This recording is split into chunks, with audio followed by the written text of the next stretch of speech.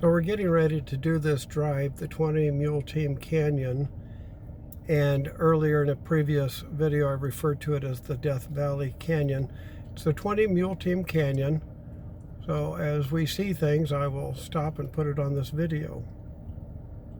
Where the water came from, I don't know. So this is the path that the 20 Mule Team would have been taking, dragging those wagons to market. And I'm sure that the roads weren't this good.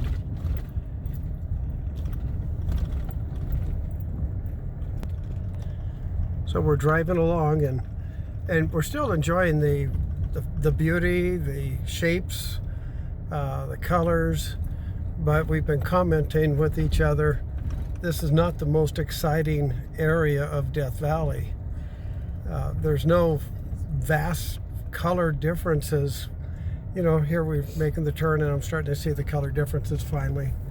So maybe there'll be better spots. I stopped to catch the little bit of color that has been popping. You know, right directly in front of us, we've got some good greens coming in. And then, of course, in the background, you've got your yellow and orange, your grays and your greens again, and your blacks.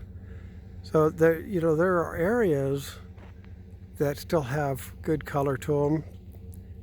And again, not like the artist or artesian palette drive that we did. And it gets back to the same thing I said earlier. You have to embrace the beauty that is there. You have to embrace the environment you're in and appreciate what you're seeing. You know, such as this area here with all of the hillside, how it's worn down by the flash floods and the rain, and make our turn here and look up on the bluff there and how it's worn down up underneath the edge. Then we pick up some of the volcanic black color over there. So some of it is just, you know, for many people, just kind of bleak. And it's because they're not looking deep enough. They're not looking far enough into what they're seeing. So we're going to go up this drive again some more. So we stopped along the drive here. And here's a guy down there doing photography. Out in the Death Valley, out in the distance, it looks hazy. And when we first got here, we saw that. It was obvious smog coming in from maybe Las Vegas, maybe blowing over from Los Angeles. It's very unfortunate, very sad. But here, take a look at this. Look how your greens are popping again. Yeah, very nice. Kind of pan across, catch some of the browns, the blacks.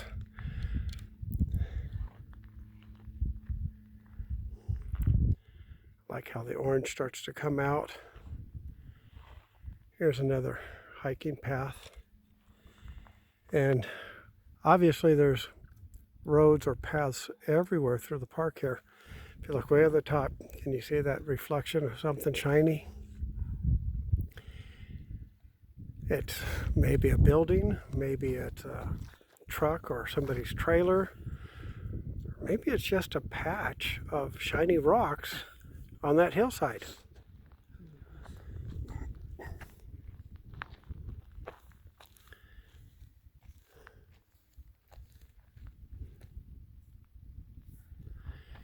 So again, we're not seeing you know, heavy population. We're seeing a few more folks came in last night.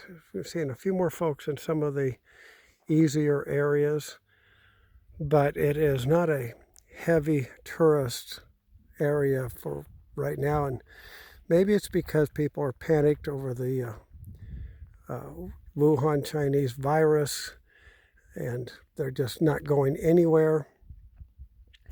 Or maybe they, you know, don't have the money because of the shutdowns and it cost them their job. You know, that's sad and quite possible. And so they're hunkering down, hoping to just have enough money for rent, or just having enough money to pay the electric bill, or just having enough money to eat even. And you know, with all that, we see several people who apparently, you know, at first thought they're just traveling, you know, to see the world in their car. But I came to the realization that many of these people actually live in their car. They don't have a home to go to, or maybe they did before, but you know, the job got shut down because they weren't considered essential workers, you know, kind of like when the Nazis were deciding who got to work and who didn't. And so, you know, maybe they didn't own their own home and they were renting, so now they can't pay for rent. And so what are they going to do? Well, they're going to get in their car, and they don't feel comfortable, you know, just being in the car in the streets of a town. So they go out to areas like this where they can maybe not be bothered. They can park on the side of the road here, in many cases, you know, without paying any fees, but they're close enough to get water, and maybe they get just barely enough to buy gas to get into town and get a little bit of food. So sadly, we're in that part of our lives right now here in the United States. But I've heard that more and more states are starting to rebel and open up. So that's good. So we're looking forward to more and more of that ourselves. Okay, we're going to go on and see if we can get any better pictures and video for you today. Over. Okay, here's this 20 Mule Team road here.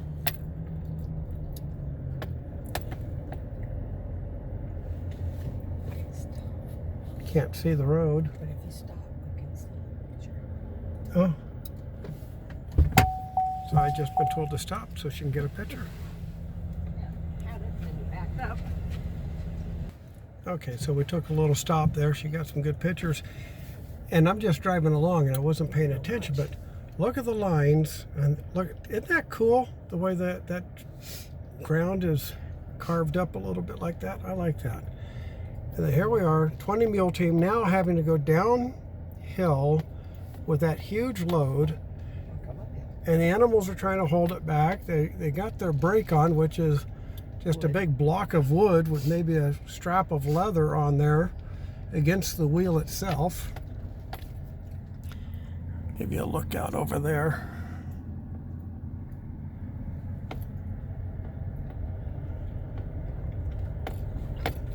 And I doubt that the road was this smooth. And it probably had ruts in it from all the different trips of the wagon coming down, and the wheels skidding as they put the brake on it, digging grooves in the ground.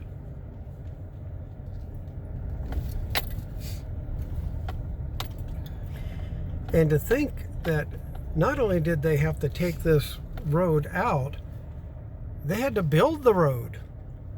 Think about that. They had to build the road first.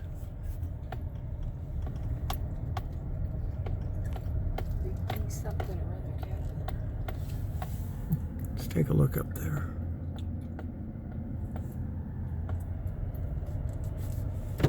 Okay, I'll take a moment and pause you one more time here. So we're just driving along here and put that window down. But you can see the white rock there amongst the volcanic rock. Salt. And, you know, I can see some white quartz up there. Could be some salts, could be some borax. And you've got the White Mountains, or hills over there.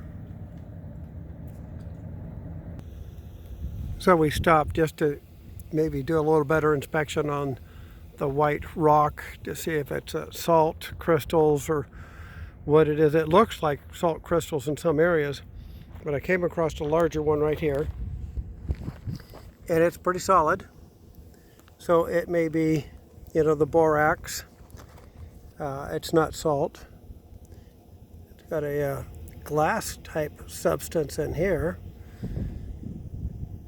No doubt part of the volcanic activity.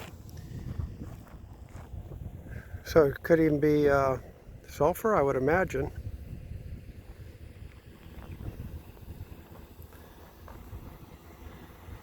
Give you the view around here before we get back on the road.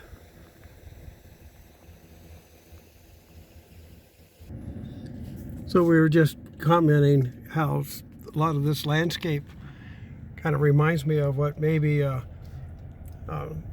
moonscape might look like, or you know, Mars, or you know, one of these other planets that, you know, it seems barren and it might look like this, and you're trying to put down your lunar lander or your Martian lander somewhere, and it's rugged territory, and you got to be able to land this machine in a level enough spot it can operate and still get out of the area where you put it down.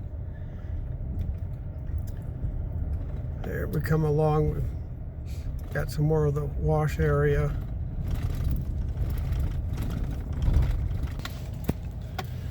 So this road's been winding back and forth as we're going up the hill, and it just made me think about the 20 Mule team. Wonder if there was a mule every once in a while they go, you know, I'm not going to push as hard. I'm next to this other mule and let him do all the work. You know, just wonder how many times that might have happened. And then it reminded me of a time I was out deer hunting with our granddaughter, and we'd gotten a buck, and we're trying to pull it out of this canyon, and I can tell I'm doing most of the work, and at one point I felt like I was doing all the work, so I stopped, and the buck stopped moving. I looked at her and she looked at me like, uh-oh, I just got caught. Okay, here's another one of those peaks. It's hard to see over. Okay. So we're coming back to the main road. I hope you enjoyed that video.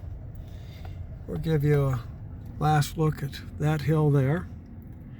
And we're going to go over and find the road that's called Hole in the Wall and see what that's all about.